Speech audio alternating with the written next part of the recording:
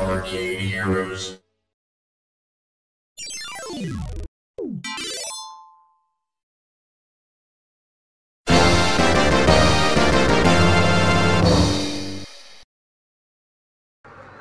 Greetings, it's Adam with ArcadeHeroes.com here for a location test update.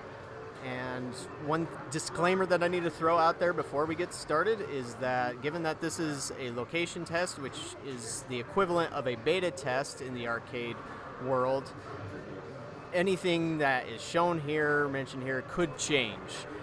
The game could also not be released, and so what we're talking about here could end up just being a prototype. So never 100% sure about that, but just want to make sure that's out of the way first. But anyways, what you're seeing here is a photo of Furious by Raw Thrills, licensed from Universal. Now, Raw Thrills kind of built their company off of the Fast and Furious arcade racing franchise. They released Fast and Furious back in 2006, and then later on they did Tokyo Drift and then Supercars.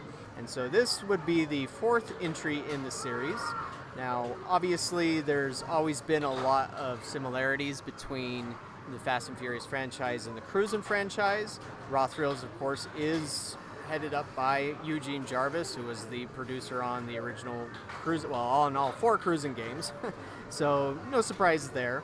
But as you can see, the back of the game appears to be reusing some of the Cruisin' Blast arcade seat.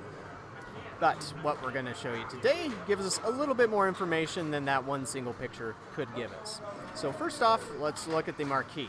Now, yes, this is a very bad photo.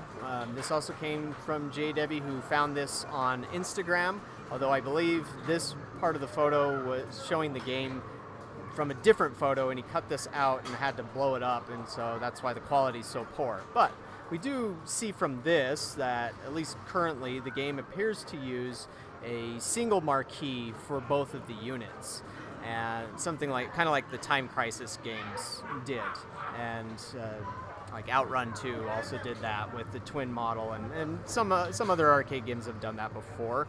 And I believe even Cruisin' USA had this big marquee that could be used for 2 units, but that's what they're using currently. Again, this could change. It's also very possible that this cabinet is being shown just for Dave & Buster's. Dave & Buster's has often had unique versions of cabinets before anybody else, or that's exclusive to them that they pay for. And so it's always possible that the release version that you would come across out there that wouldn't be at Dave & Buster's will look different than this. In fact, I'd almost guarantee it in some regard. One example is Minecraft Dungeons Arcade has a 75-inch screen, whereas everybody else got a 65-inch screen. Just a little thing, but you know, sometimes that happens. Anyways, next up we have a screenshot, or sort of a screenshot, or showing us what the screens look like, which gives us some information on the game. And so from this one, saying first place, you can see down in the lower right-hand corner, or sorry, left-hand corner, that it's using a Cruisin' Blast speaker grill. And it also has a camera up there, but the face was blurred out. But there's 2 interesting pieces of information here. One is that it says mission success.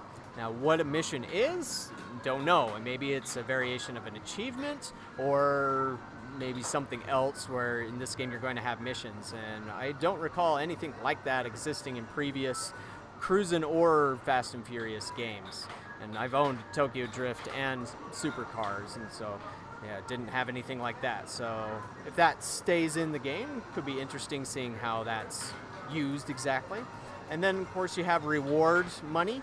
Now, this is something that did exist in the first 2 versions of the game, just the FNF and Tokyo Drift, and then you would use the money that you earned to, you'd save it to an account, and then you could use that to buy more parts for your car and tune your car further. That was removed from Cruisin' Blast, but it was added into the Cruisin' Blast Switch port, where you would be driving along and pick up stacks of cash and stuff. So maybe they're just bringing that back or blending the 2 together from the looks of it. And then this next screen shows us that we have these particular metrics, I guess you could say.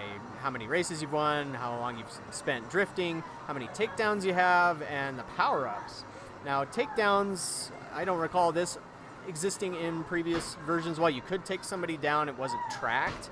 And then the power-ups, that's also something that I've not seen in Fast and Furious games or Cruise and Blast games, so not 100% sure what that is, but it looks like there are a bunch of different power-ups there. This mentions 4 of 11 that the person had collected. Maybe that's why they got second place, I don't know. But again, these are tentative things that we may find in the game, but they could also be removed or changed, something like that, for the production model. Now, there's a good chance that I will see this game at Amusement Expo 2022, which happens March 14th through the 16th, I believe it is, in Las Vegas, Nevada. And that's where companies will show up with new products. But it's also possible that Raw Thrills may not be ready to show it off yet, so don't know for sure. But either way, most likely this is the next game that's coming from Raw Thrills. So if there's any more updates, I'll be sure to let you guys know. Thanks for watching. Stay tuned for more arcade news and other arcade-related things on the channel, and we'll see you around.